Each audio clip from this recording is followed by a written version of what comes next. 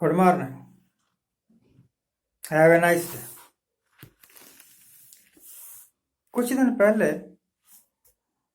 कुछ दिन का 6 महीने पहले मेरे पास एक सज्जन आए। वो कहने लगे कि हमारा बेटा जो है ना वो जेल में है,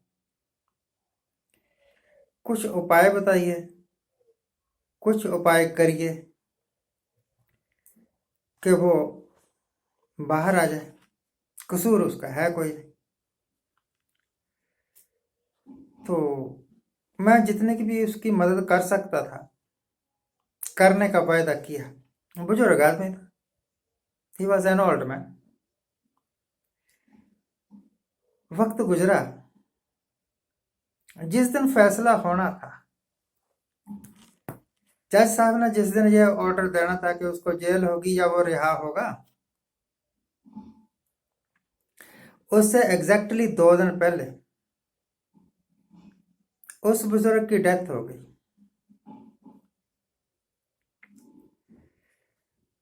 अगर मैं जानता था, उस परिवार को ही जानता था, अगर उनका इतिहास देखें ना,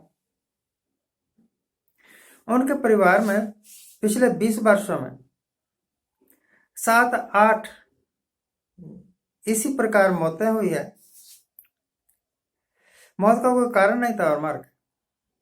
एक छोटा सा बच्चा ट्यूबवेल की हौदी में नहाने के वास्ते उतर गया। परिवार वाले बिजी थे, ध्यान नहीं दिया, डूब के मर गया। इस तरह के एक्सीडेंटल डेथ्स बहुत हुई।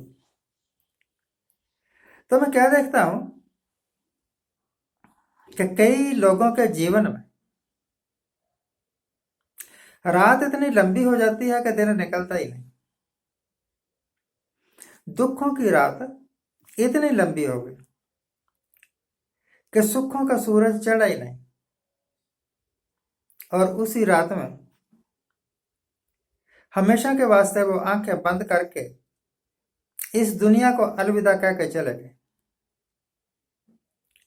जिस तरह हमारे लाल कृष्ण आडवाणी साहब सारी उम्र तपस्या करते रहे। उनके वास्ते तपस्या थी, मेरे जैसे वास्ते ड्रामा या नाटक हो सकता है कि किसी ना किसी तरीके से वो हिंदुस्तान के प्राइम मिनिस्टर बन रहे। रथ यात्राएं भी निकाली वोटों का पोलराइजेशन करने के लिए, और जहां जहां से भी उनकी रथ यात्राएं गुजरी, उन रास्तों पर एक नया खूनी इतिहास लिखा गया। दंगे हुए, फसाद हुए, बहुत सारे लोग मारे गए। आडवाणी साहब को आंच नहीं आई, वो आज भी जिंदा है। और मुझे पक्की उम्मीद है कि अंत समय तक उनके जीवन में सुख की कोई सुख मतलब कि लो जी आपको राष्ट्रपति ही बना देते हैं आपको गवर्नर ही बना देते हैं, आप पार्टी के बहुत पुराने कार्यकर्ता हैं, पार्टी ही आपने खड़ी की है, पर अब तो कोई पूछता भी इनको है नहीं। और इसी तरह एक लंबी काली रात, और उसी काली रात में आंखें बंद करके यह बुजुर्ग भी चला जाएगा। ऐसा ही है, ऐसा ही है दुनिया का चक्कर। हमेशा सुख के वास्ते दौड़ते रहे, सुख नजदीक भी नहीं आया, दुखों ने घेर रखा था। और उन्हीं दुखों के बीच एक दिन इस संसार को अलविदा कह के चले गए। अगर जाना ही है, यह तो निश्चित है कि जाना है, तो जरूरी थोड़ा कि प्राइम मिनिस्टर बन के ही सुख मिलेगा। कई बार प्राइम मिनिस्टर बन भी जाता है आदमी, पर सुख उससे कोसों दूर चले जाते हैं, जिस तरह नरेंद्र मोदी से सुख कोसों दूर चले गए। रात को नींद तक नहीं आती बेचारे को। कहीं कोई षड्यंत्र ना कर दे, कहीं कोई मेरी तरफ उंगली ना उठा दे। और जितना इस बात से डरते हैं ना कोई षड्यंत्र ना कर दे, उतना ही षड्यंत्र होते हैं। जितना इस बात से डरते हैं कि मेरे ऊपर कोई उंगली ना उठा दे, चारों तरफ से उंगलियां उठती, ये कैसे कर दिया, वो कैसे कर दिया। बस यही जिंदगी है। इसी तरह भटकते भटकते भटकते एक दिन राम को प्यारा हो जाता है आदमी। मैं तो इन लीडर्स से ज्यादा अच्छा तो मिस्टर जुगाड़ू रहा, रामविलास पासवान। वजारत किसी की भी हो, जीतना उसने अपनी टिकट पर ही है और जीतता भी हमेशा था। और फिर कुछ ना कुछ जुगाड़ करके, मान लो कि पहले उसका समझौता था बीजेपी के साथ, इलेक्शन हुए और बीजेपी को